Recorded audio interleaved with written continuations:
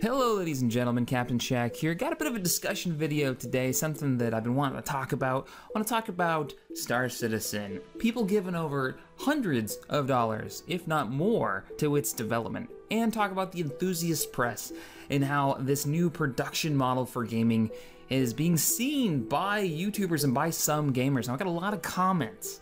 Some really negative comments about Star Citizen because he is, quote, asking for more money, and how this game it could suck, and how this model of buying into a game that hasn't been produced yet, doesn't have reviews, is going to ruin gaming in general. It's going to ruin all the things, it's all the stuff. So how is that a thing? Why do people believe this? Let's get into it. So Star Citizen, if you don't know, is crowdsourced. It's got the biggest crowdsourced funded game ever made. It's what it is. They're up to $40-something million now. It's hard to keep track of. It's rising so fast. All given by the gaming community to Chris Roberts to make us an awesome space sim game. I've actually dropped 40 bucks on the game myself so I could get early access to the hangar, and because I wanted to support the development. So a lot of people are saying this model of giving money over to a game that isn't completed is just going to break gaming in general. It's bad business. You're buying into something that might not be good, and the developer could just make something crap and run with the money. It's all true. That could totally happen. People could just make a crap title after they make their money and dip out. I won't deny that. But what I think people are failing to realize is, games that are early access for sale. Let's look at some of the big ones. Space Engineers, Star Citizen, DayZ Standalone.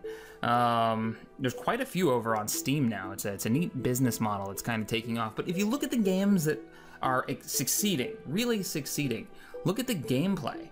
These are untested gameplay elements that you wouldn't see from a AAA game. You'll never see them. You got Space Engineers, especially with the survival patch that just came out. That's not a game you're going to see come out of a AAA development studio. You're not. It's just not going to happen. Star Citizen. Geez, how long have we been waiting for a AAA space sim title? I know for myself, I grew up playing space sims with the X series, with Freelancer, and there was a gap there of like 10 years where we didn't see a good space sim come out. Yeah, it's a long time. So when they talk about, oh, well, this is ruining the game production, like how games are produced, and crappy games are gonna be coming out because of this, because they can just make money off of people on the hopes of a good game. Look back at the past. There aren't any of these types of games. DayZ was a mod, now it's standalone. It's being funded by players by buying a copy of the game.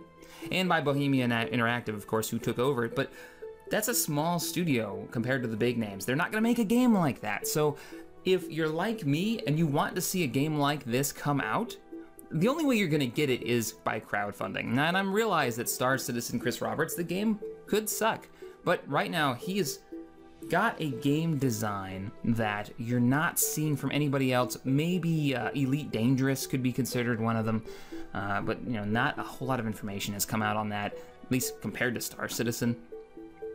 And what they're talking about, he's making a game that literally, for me, spoke to me. This is the type of game that I've wanted for a very long time. AAA, space sim combat.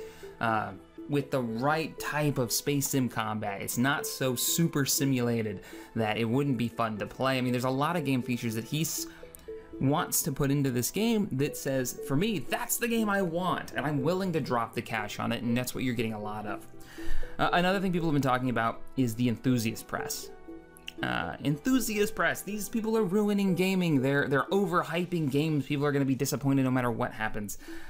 I guess I've never looked at it like that. I mean, Total Biscuit has said a lot of stuff about the enthusiast press and how it's free advertising and people shouldn't do that. And for me, I guess I don't have that point of view. For me, I look back at games like Ocarina of Time when that game came out. I was still in school, and between my group of friends, we overhyped that game. We hyped the crap out of that game between ourselves, talking about it. Every time an article came out in Nintendo Power, we would read it and show it off and talk about the game features and what we couldn't wait to do. And we were the early version of the enthusiast press. We were advertising a game between ourselves. And to our buddies, and Command & Conquer did the same thing when Red Alert 2 was coming out. We were so excited for that title. that we hyped it between ourselves, just having those kind of conversations. And that for me is part of the fun. I mean, if you look at my channel, it's kind of an extension of that when I do the top 10 reasons to be excited. Yes, some of the games that I've hyped have sucked. They've been bad. Extra Earth, that would be one of them. But there have been quite a few that have been fun, and getting pumped up for a game's release, especially for a franchise that I already love, is part of the fun of an initial release for me. I mean, if you're gonna talk about anybody who's enthusiast press, you could totally point to me. I would be one of the prime examples of somebody who likes to talk about and hype games that are on the way that I'm actually excited for. I don't see a problem with that. It's not going to ruin gaming. It's not going to ruin, you know, if you're one of the people who want to pre-order a game, you're gonna pre-order the game. If you're watching those videos, it's because you're already interested. Now, I don't support pre-ordering a game unless you're absolutely sure that no matter what, you know, you're willing to drop 60 bucks, or buying into Star Citizen. If you don't have the money, don't drop money on a game like that. So many negative comments about Chris Roberts asking for money, and he's not asking for money. People are willingly giving him money. You're not asking for money just because you have a way of people to help fund your project. All right, so that's my ramble and rant about the enthusiast press, about Star Citizen's business model. I hope it made sense to you guys. I'm curious what you think. Let me know in the comments below. Should people be hyping games, or should they not? Why? Why shouldn't somebody hype a game they're excited for, talking about the features that they're excited for? Why should they? Why shouldn't they? And how is the early access model, how is that going to destroy gaming, or is it a good thing for gaming? What do you guys think? Let me know in the comments below. All right, if you enjoyed this video, hit that thumbs up button, subscribe to this channel for more gaming goodness, and as always, thanks for watching. I will see you guys next time.